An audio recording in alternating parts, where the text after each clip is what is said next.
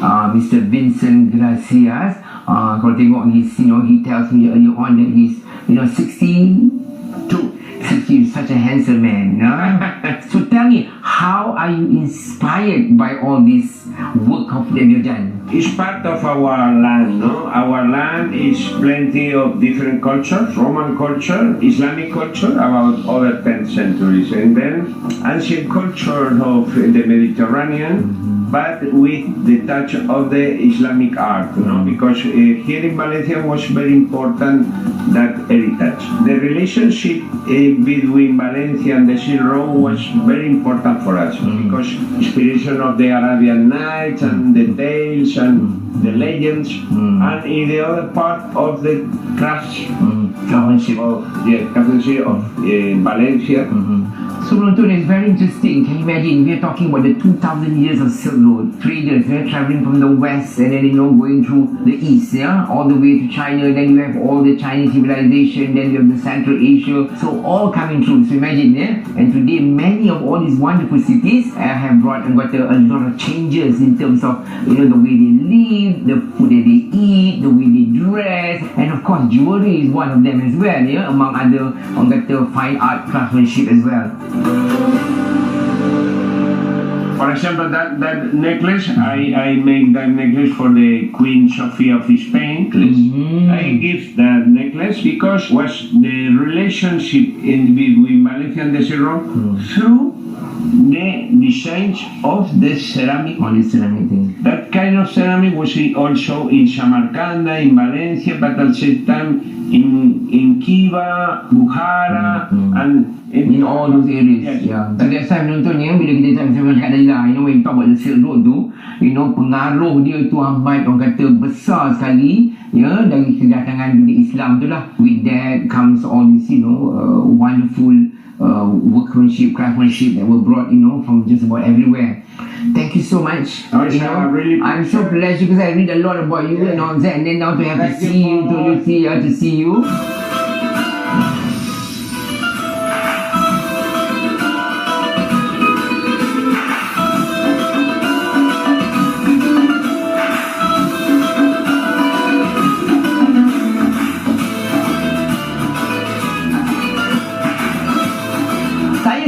Berada di Mercato Central ataupun yang kata Central Market of Valencia. So what you have in the market here, macam-macam ni, because Spanish, like many other countries, like like Italy and all that, they are very very particular about the source of their food.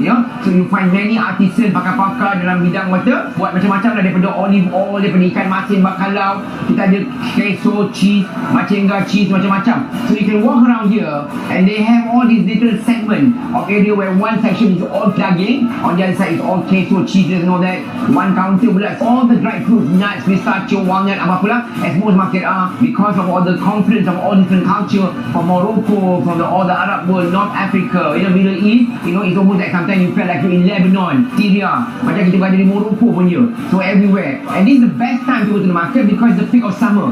So dalam musim panas ni ada cheese, ada keju, ada macam-macam. It's lovely.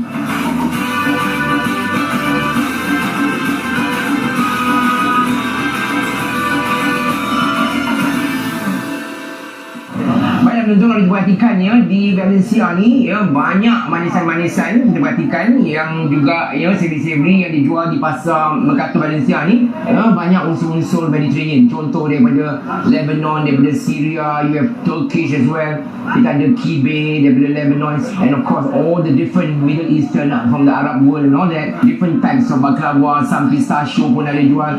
They have also pies. Kalau tengok ni banyak pengaruh also from the Greek, like spanakopita and all that semua. You see some of the Moroccan dessert pun ada juga, dan juga savory, tabbouleh, kita ada. Ni tunjuk sini, yang ni pula ni brain white, buat daripada pigeon. This three. Tres, three. We from Malaysia.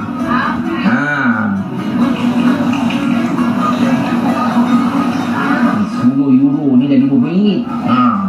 Kita beli juga tapi kepala otak berkira. Malulah duit dia tak cok duit kan, Cik Jah tengah kerja. 5 euro ni kan 5 dah, RM35 dah. Ni RM50.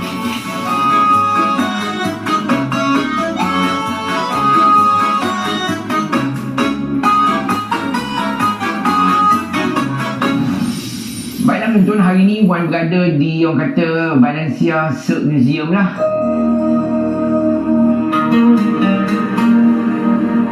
Di sinilah bermulanya Al-Kisah Silkworm ni yang menular ke orang kata di Eropah, ya. These two monk yang dah ditunjuk dalam gambar nampak ni, ya, these two monk, ya, yang datang daripada negeri China. Mereka went to China and mereka membawa buluh dalam ni yang berisi segala rahsia about the silkworm lah, ya, to show to Raja Roman Empire at the time, ya, Raja Justin. So bayangkan, so during his rule, Emperor Justin ni, he realized it's very expensive, you know, to bring all this silk from the east to the west, and of course it takes many years because, you know, people were traveling in caravan.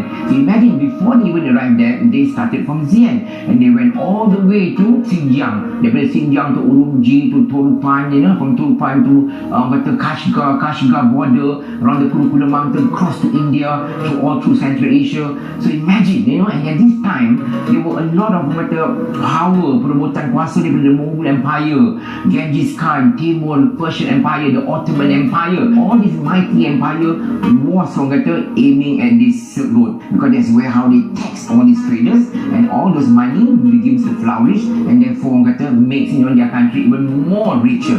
And these two monks menyampaikan rahsia ni. He decided, you know, to spread cara menenun silk ni, you know, bawa ke Eropah supaya all the high society people, the noble people can dress beautifully. So all this mereka guna untuk pesta-pesta, you know, mereka. And of course they are very lavish, very opulent and expensive. So that's why silk becomes such a very important commodity, yeah. And therefore when Islam came, you know, benda-benda juga bercampur gaul dengan bagai-bagai, and this is one of them, the world of fashion, yeah.